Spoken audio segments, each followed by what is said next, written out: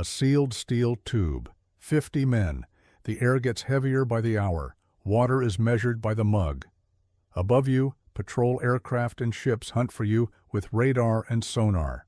When they find you, they drop depth charges. You are 20, an electrician's mate on a Type 7C boat out of Lorient. Lower deck, hot bunk, no privileges.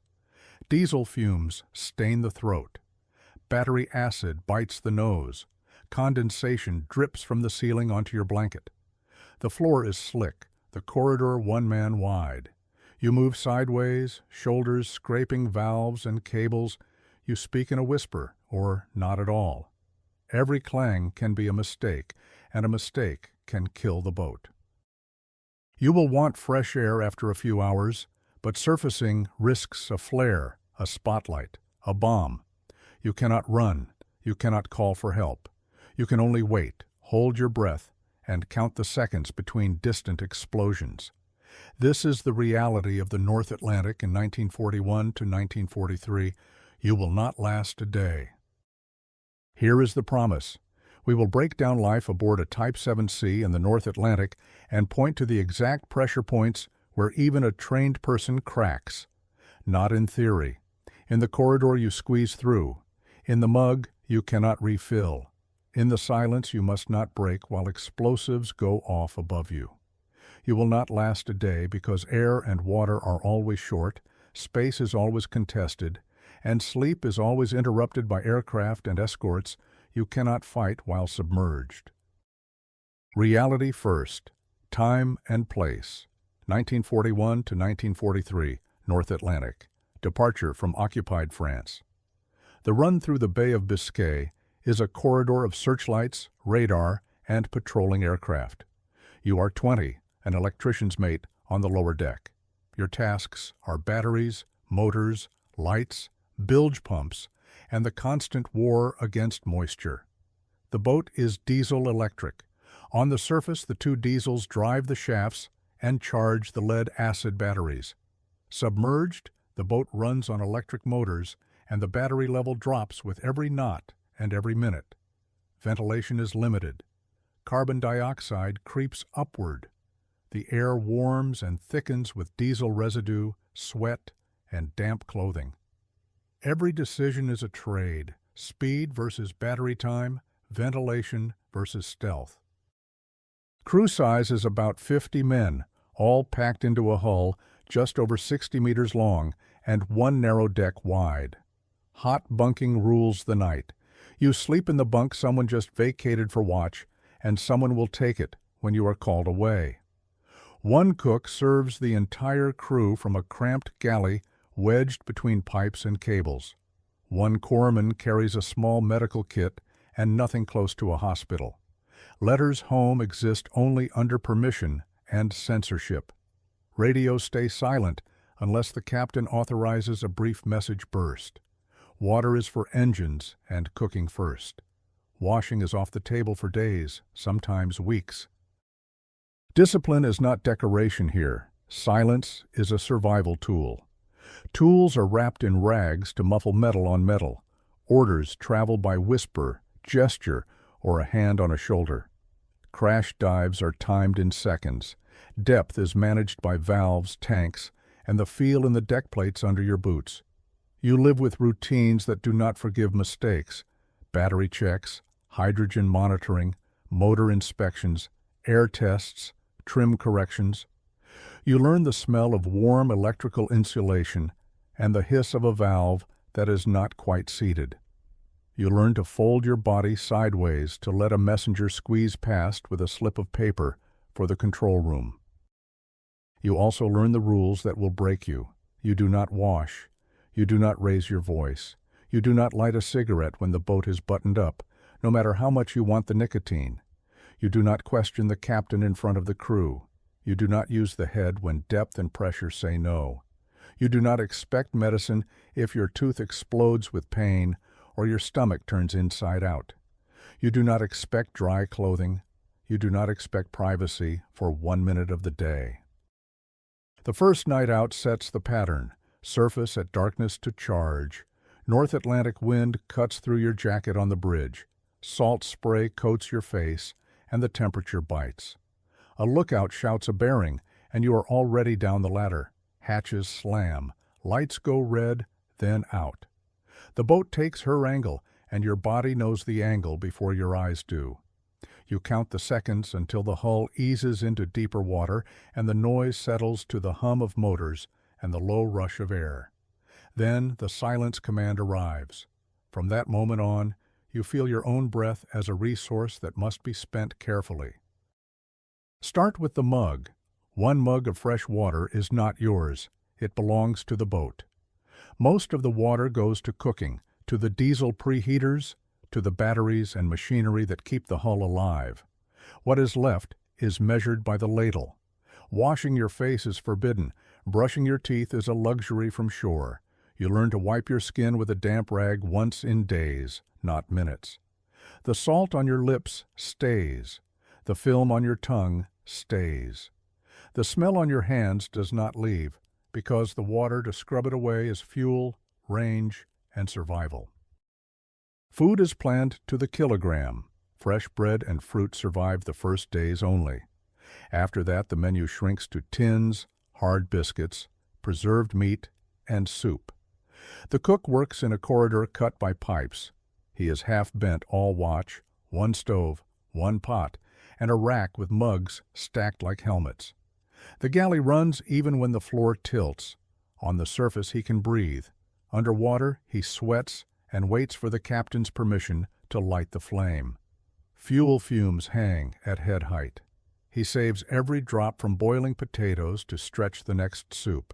He saves the fat from a can to smear on a pan that has not seen proper soap in weeks.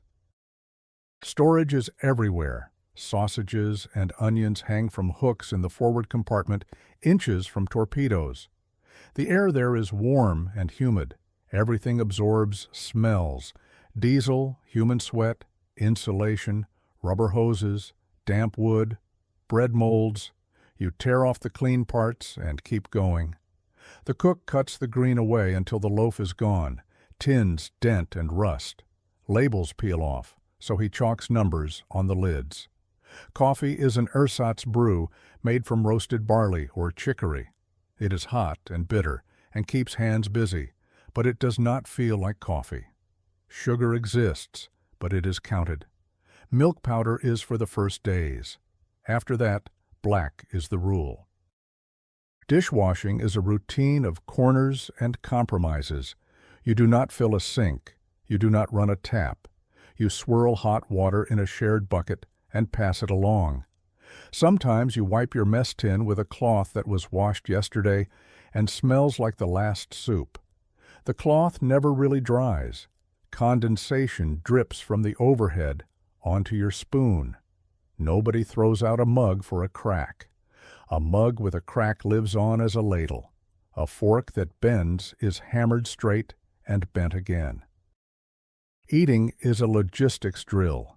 There is no table for everyone. You eat in shifts, kneeling by a pipe, standing with a shoulder on a valve wheel, or sitting on a guardrail that rings when the hull flexes.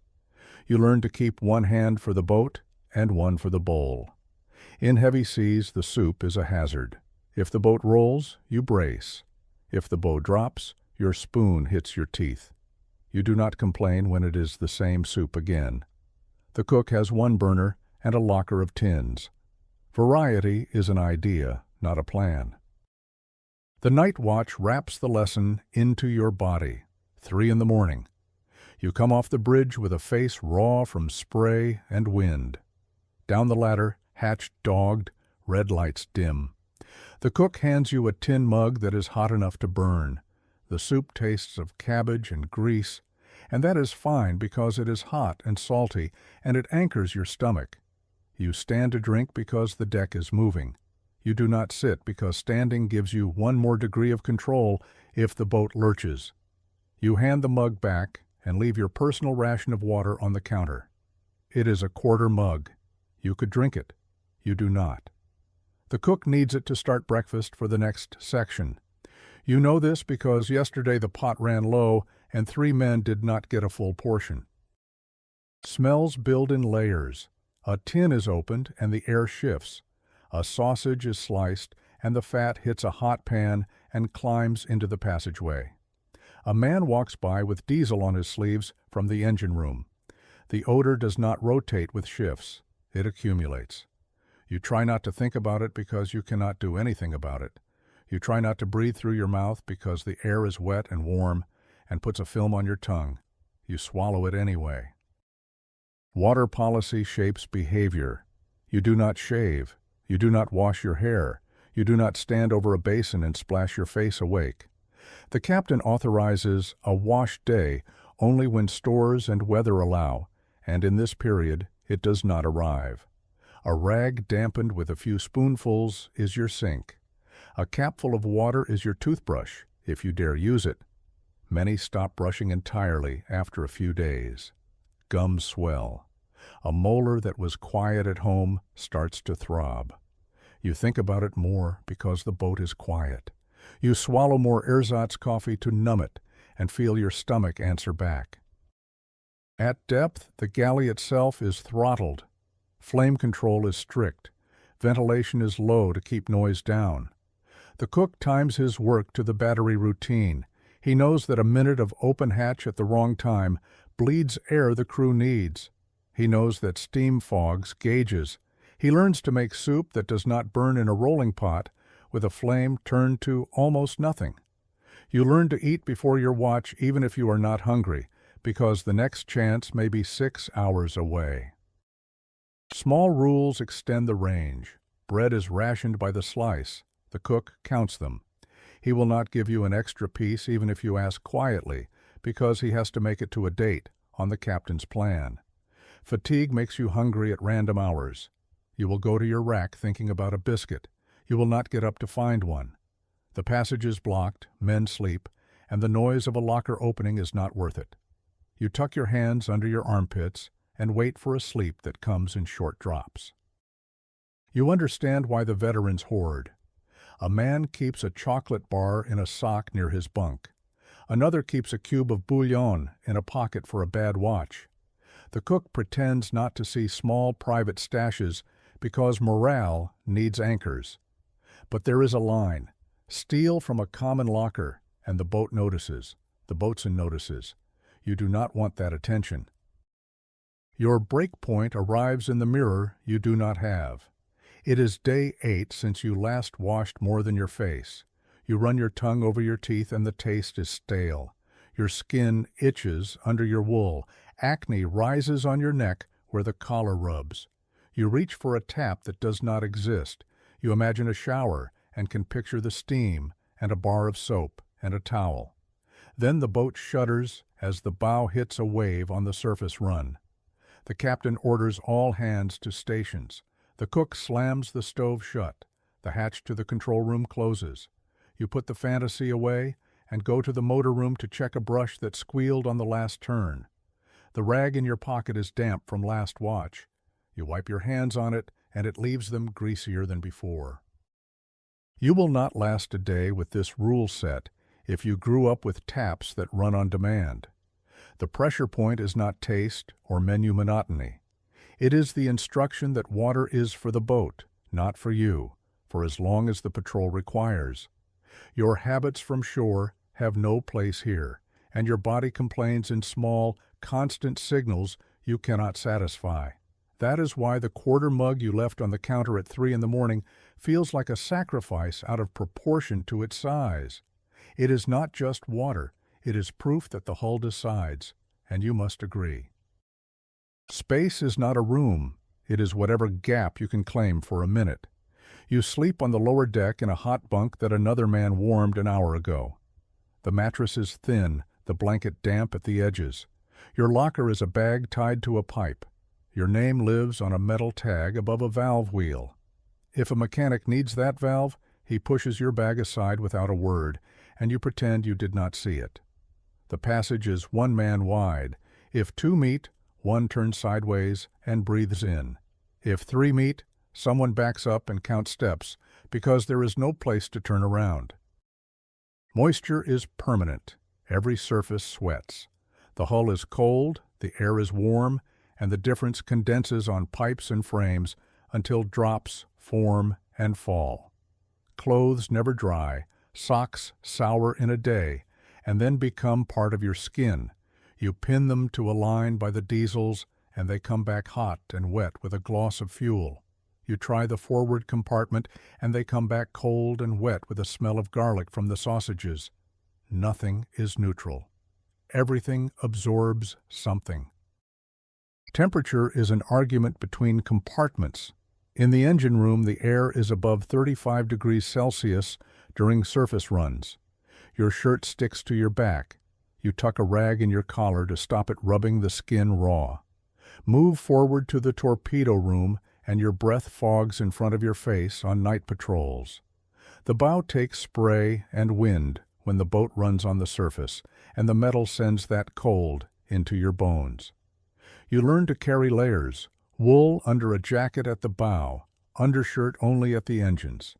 You are never dressed quite right for where you have to be next. Sanitation is a schedule, not a right. There is a single head that works reliably only when depth and trim allow. If the boat is below a certain depth or in a maneuver, the head is locked. If the boat is at battle stations, it is off limits. You read the situation in a glance at the indicator and the angle of the deck. Often the answer is wait. In a storm, wait stretches into hours. You learn to time your body to the boat's routine. When the timing fails, you feel it in your spine long before anyone says a word. Fire and flood are not opposites here, they are neighbors. The galley flame is small but jealous of air. A pan left an inch too long can smoke up the passage and trip a warning. A towel dropped near a hot surface smolders before anyone smells it over the diesel film in the air. Water, meanwhile, arrives uninvited through glands, packing, and hatches that seal well, but not perfectly. The bilge takes it all. The pumps run. The electrician's ear, your ear, hears the change in pitch that says the intake is fouled. You kneel in a wet patch that never dries and clear it with a wire while the boat rolls under you. Corrosion is a second crew. Metal blooms with rust in folds you cannot see, and any scratch becomes a rough edge that catches cloth and skin. Paint flakes into your blankets, rubber gaskets swell and then shrink, drawers stick, hinges squeal unless you tend them. You carry a pocket tin with a smear of grease and a short brush and become protective of it like food. One dab saves a hinge from announcing itself to the entire ocean during a silence order. Bunks are not bedrooms. They are shelves. You climb in without sitting first because there is no headroom. The ceiling is a hand's breadth above your face. A valve handle is at your ear. If the boat takes a down angle, your feet push against a bulkhead to keep you from sliding. If she rolls, your shoulder hits the guardrail that keeps you from falling out. The man before you left body heat and a print in the mattress. The man after you will find yours. You do not bring boots into the bunk. You tie them in a bag and hang them because the deck has standing water, and you learned that lesson on the first day. Pests are not a campaign. They are a fact. Wool attracts hitchhikers from shore, and once aboard, they find warmth and stay. You rarely see them. You feel them. The itch wakes you in the dark, and you keep your hand still because scratching would shake the bunk and touch the pipe, and wake the man in the rack above. You decide not to move, and your skin teaches you a new kind of patience. Air moves when the captain allows it. Ventilation fans have a rhythm the crew knows by heart. When they slow to reduce noise, the air thickens. When they stop, the boat feels smaller by half. You carry your own smell with you between compartments. Your breath fogs a gauge. A drop falls from a pipe onto your cheek. You wipe it away, and the rag leaves a darker streak. Now the short night scene. You come off watch with legs that still think the deck is pitching. The boatswain's whisper sends you forward to sleep. The corridor is blocked by a figure standing with arms out to brace against a roll. You wait and count to 10 with him, then slide past sideways and apologize with a nod. In the bow you find your bunk. It is warm. That is good. The blanket is damp. That is normal. You slide in with your jacket on because the metal at your back is cold. Above your head, a line of sausages taps the casing softly with each roll. Condensation taps faster. The overhead is so close that your breath rebounds. You tuck your hands into your armpits to save heat and to stop them from touching the cold pipe an inch away. You lock your body into a shape that avoids the valve handle and the hanging cable and the low frame that the last man banged his head on when the captain called a drill. You drift until the hull creaks and a drop lands in your ear. You wake, shift, and feel the urge to use the head. The indicator is against you. The boat is at depth and trimming for silence. You count minutes and tell yourself you can wait until the next watch change. The hull groans again and your stomach flips with the roll. Someone up the passage retches into a bucket and your throat tightens in sympathy. You breathe through your nose and hold still. This is where you crack, not on a battlefield, on a shelf. In a room that does not have corners, only curves. The break is not loud. It is a quiet decision that you cannot sleep, cannot move, cannot use the head, and cannot find dry cloth for your neck. The cold and the heat take turns. The damp never leaves. And the boat does not care that your body has its own schedule. If you grew up with a door you could close and a dry bed you could turn over in, this is the hour that teaches you the new rule. Privacy is not a right. It is a rumor. Work is a clock that never stops. Watches run in 4 hours on, 4 hours off. Helmsman, hydrophone operator, lookout, messenger, electrician. You sleep in fragments and wake to a whisper, a boot on the sole of your foot, or the clang of a valve. Tasks repeat until they blur. Battery-specific gravity checks, hydrogen sniff tests, motor brush inspections, bilge pump strainers, fuse boxes dry wipe to keep condensation off contacts. Silence rules shape everything. Wrenches are wrapped in cloth. Panels close without a click. Orders travel by hand signal and eye contact when the boat is at quiet speed. Training goes on even when you are sure you cannot keep your eyes open. Drills for crash dive, drills for fire, drills for flooding, drills for a jammed plane. You run the same sequence until it is muscle memory, because when it is not a drill, there is no time to think. You strap in at stations. You count seconds on a gauge because voices are forbidden. You mark voltage in a notebook that is already damp at the corners. You learn where to put your feet when the deck is at an angle, so you do not slide into a valve or kick a cable tray. Injuries are simple and constant. Bruises from frames, skinned knuckles from covers you opened in a hurry, pinched fingers in latches that jump when the hull flexes, burns from a steam line or a hot motor casing, a fall when the boat rolls in a beam sea, and your hand finds air where a handrail should be. Nothing serious alone. Serious in total when sleep is short and you are moving fast in a narrow tube full of hard corners. The roster includes men who left school last year, 19, 20. They learn the routine fast or they do not stay long. You show them how to cradle a lamp with 2 fingers so it does not bang a bulkhead. You show them how to read the hydrophone operator's face to know if the contact is closing or drifting. You point at your ears and then at the deck to say, "Feel it." Words are for off watch. Off watch is short. One day, one scene. You drift for 10 minutes in a warm bunk, a hand on your shoulder. Exercise. You swing out, boots on, jacket half buttoned. In the control room, the captain's jaw is set. No raised voice. The planes answer. Ballast blows and then stops. You feel the change in the floor under your soles as the boat takes a new angle.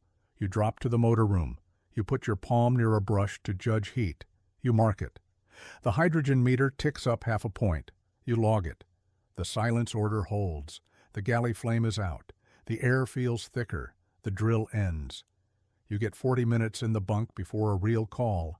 aircraft, crash dive, lights dim. You do it all again, faster. Your breakpoint here is not a single emergency. It is the layered noise you cannot turn off, the hum of motors, the whine of a fan that is overdue for grease, the slam of a wave on the casing heard as a dull drumbeat, the creak of a frame when the depth changes by a few meters. These sounds build a wall that sleep cannot cross on schedule. 4 hours off sounds generous on paper. On the boat, it is a fragmented 90 minutes. The rest goes to lines, food, checks, and standing in a passage waiting for 2 men to slide by. You start the next watch already behind on rest, and there is no weekend to catch up. Health is a ledger with no emergency exit. There is one corpsman with a small kit. He has bandages, disinfectant, pain tablets, eye wash, a few sulfa packets, a thermometer, and a stethoscope. He can stitch a cut. He can splint a finger. He cannot remove an appendix. He cannot pull a tooth. He has no blood, no operating table, and no way to get you off the boat when you are 2 days into the Atlantic and hunted from above. Common problems pile up. Seasickness on the Bay of Biscay surface run lays out 1 in 3 men on day 1. Stomach cramps follow food that sat too warm in a humid compartment. Skin rashes rise where wool rubs and never dries. Heat prickles in the engine room. Chill bites the bow. Ears ring after a near miss. Hearing fades a notch with each pattern of charges. A low-grade headache blooms when the carbon dioxide climbs, and ventilation is cut for silence. Diesel exhaust and battery fumes linger. When seawater touches the battery well, it can kick off a chemical reaction that makes the air bite at the back of your throat. The answer is immediate action and more silence. Dental pain is a special kind of trap. A molar starts on day 3. By day 6, it has its own pulse. The corpsman has clove oil and a file, not a dentist's chair. You chew on the other side and swallow hot drinks fast to outrun the ache. Sleep cuts the pain only until a drill or a real alarm kicks you back up. You do not ask to turn back. You just bear it and count days you cannot see on any calendar. Night case. A stoker spikes a fever and cramps hard in his right side. The corpsman suspects appendicitis. He draws a line on the man's belly to track tenderness. He gives fluids and tablets and watches.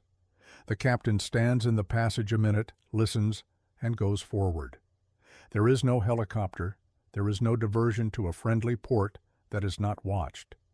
The nearest safe harbor is days away, and aircraft sweep the route. The boat stays on plan. The fever breaks after 12 hours. Maybe it was a severe stomach infection. Maybe the appendix calmed. You do not know. You only know that if it had gone the other way, there was nothing more to try. Your breakpoint here is knowledge, not panic. Knowledge. You understand that there is no doctor coming through a hatch. You understand that a serious injury is a sentence, not a case number. You learn to inspect your hands for cuts as if they are components, to dry your socks by any means, to drink when told, and to keep your head clear because mistakes happen first, to the tired and the sick. That vigilance costs energy you do not have. It is a tax on every hour, and the bill arrives when your body wants relief the boat cannot provide. Security is not a wall you hide behind. It is a race you are always losing by minutes.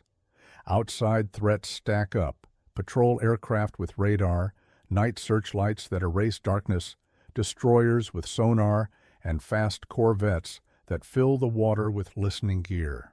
On the surface, the boat is faster and can breathe, but a single radar return brings an aircraft with a flood of white light and a stick of bombs. Submerged, the boat is safer but slow, half blind, and tied to the battery clock. The enemy chooses when to start. You choose how long you can endure. Orders are quiet and absolute. Letters are written under rules and read by sensors on shore. Radio is a short burst on a strict schedule if at all. Every unnecessary word is a risk. Disobedience is not a debate. The captain's authority is complete because the tube you live in cannot carry two strategies. Doubt stays behind your teeth. Disputes end at I. You may grumble in a whisper on a mattress shelf. You do not grumble on watch. The cost of a mistake is immediate. A dropped wrench becomes a clang that becomes attention from above. A late lookout call becomes a crash dive started seconds too late. A sloppy valve cycle becomes a hiss at the wrong time in the wrong water column. There is no safe margin. The surface run at night through the Bay of Biscay is a gauntlet where the margin shrinks most. Aircraft sweep. Escort carriers appear. Your world is the black oval of the bridge and the cold wind that tears water out of your eyes. The rest is risk. Mini-scene, aircraft. One word then, alarm. The bridge empties. You slide down the ladder and the hatch bites shut above your head. Lights drop. Orders turn into hand signals. The bow drops. The planes take their angle. The boat pitches as ballast floods. At periscope depth, the hull hums. Then the captain orders silence. The motors slow. The boat becomes a still object in cold water. You hear the sea more than you feel it. You count in your head with no idea what you are timing. A ping comes through the hull like a hammer on a rail. Another, you taste copper. You think about the layout of the charges above you and if the pattern is wide or tight. You hold your breath against the reflex to breathe faster when fear adds speed to your heart. Then the series begins. Thuds. The hull flexes like a living thing and frames complain. Lights flicker. A gauge needle jumps and comes back. Everyone is strapped in at stations. No shouting, no bravado, just breathing you can hear, and the small sounds of metal under strain. The attack pauses. The captain waits. The hydrophone operator traces a bearing with a finger on his knee. The captain shifts his own weight, and the planes answer. The boat slides a few meters deeper. Another pattern walks past, and you count again, not because counting helps, but because it keeps your lungs steady. Your break point is the waiting. You cannot fight back. You cannot run. You cannot even talk. You are a passenger inside a sealed tube that answers gravity and pressure and command hands on the planes. If your instincts tell you to do something, the correct move is to do nothing louder. Minutes like this carry more stress than a day of labor. Modern habits break on that silence. Environment is not background. It is the opponent you cannot see. Air quality is a number the captain watches and you feel. Carbon dioxide inches up and heads thicken. Oxygen slips down. The sweet metallic smell of the battery room leaks into passages. Diesel hangs low after surface runs and clings to wool. The fans throttle back for stealth and the air grows heavy. Conversation slows, then stops. A man yawns and another yawns with him. The corpsman passes word to sip water even when no one is thirsty because headaches breed mistakes.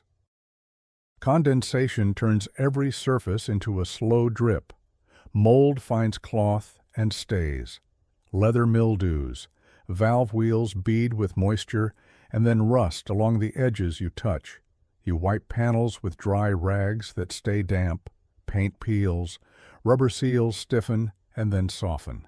You learn to accept the smell of wet metal as your normal.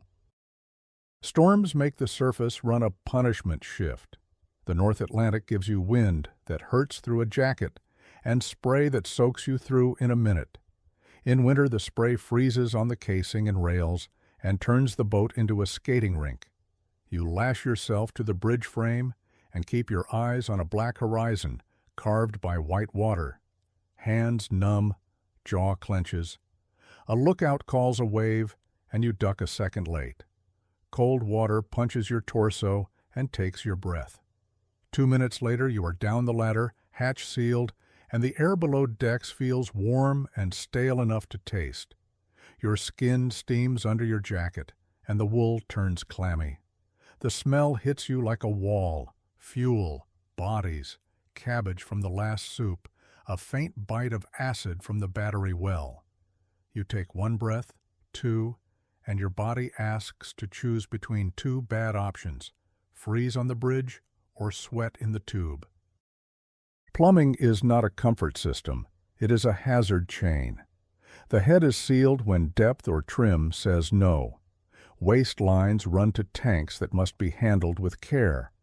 A wrong valve order floods a small space with a big smell, and everyone lives with the result until the next surface window.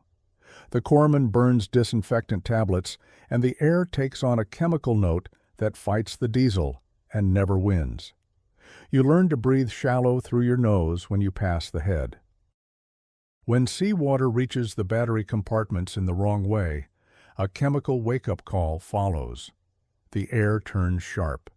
The order to ventilate collides with the order to stay silent.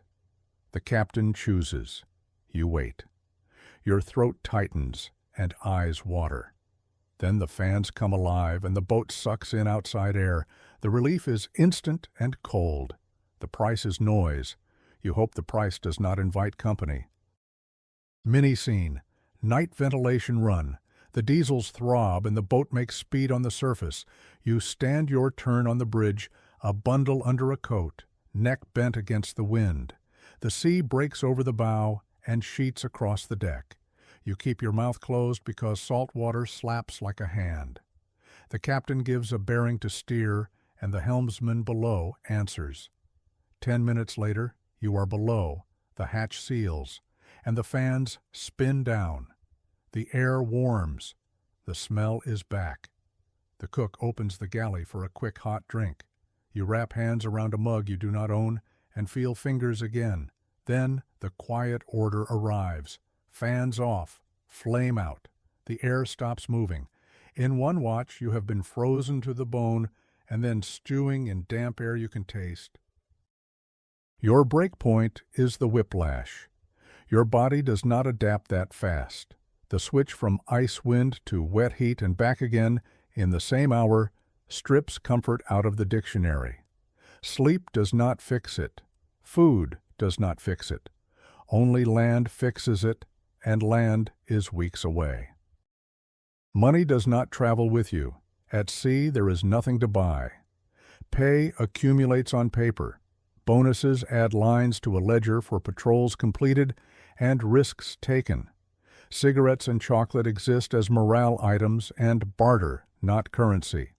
Shore leave is short and rare. When it comes, ration cards on land decide more than cash. Shops are thin, queues are long. A friend in supply is more useful than a full wallet. You spend on what the boat does not issue or what you trust more in your own hands. A better knife, a stronger torch, spare socks, a new razor, a bar of soap for the first shower in weeks. Uniform repairs are on you in time, and sometimes in money. A torn sleeve is a needle and thread on a bunk shelf while the boat rolls. A lost button becomes a safety pin you hope the boatswain does not see. Post costs more than the stamp. Letters take weeks, pass censors, arrive late, or never. Parcels are lottery wins. A cake from home becomes a pile of crumbs with a smell of a kitchen you can only imagine. Tobacco is trade. A man who does not smoke saves his ration and swaps it for a favor. A better watch, a spoon of jam, a clean undershirt pulled from a rare parcel. After a patrol, you step into a port with money in your pocket and nothing you really want to buy. Food is rationed. Boots are rationed. Even time is rationed by orders and a departure date. You stand at a counter and take soap, razor blades, and stamps. You look at a display with a bar of chocolate behind glass that costs more than it should. You pay anyway and walk out with a small paper bag. You eat half the chocolate in 3 bites and save the rest for the boat because you know what the nights taste like. Your break point is the discovery that pay does not convert to comfort. Not at sea, not on land under rationing. You cannot buy quiet air, a hot shower when you want it, 8 hours of sleep, or an empty room. Money is numbers while you live by minutes and valves. The gap between what you earn and what you can change is a weight you carry back down the ladder when the next patrol starts. Hierarchy is the only stable shape. You use ranks, not first names. Orders go one way, corrections are public and brief. The captain's word is final because split decisions split boats. You learn tone control. You do not argue in a passageway. You make a case in a whisper when asked and then execute. That is not culture. That is survival with 50 men in a tube that cannot host a debate. Privacy does not exist. You dress with your back to a pipe to make a corner that is not there. You eat with a man's shoulder touching yours. You try to sleep with boots thumping inches from your head. You fall ill in sight and smell of others. You swallow pride with soup because there is nowhere else to put it. You learn to keep your voice low and your comments shorter than the space you occupy. News is distant and delayed. Radios on board are not for shows. Letters carry old stories and miss context through the censor's black pencil. You hear rumors first, then orders, then nothing until land.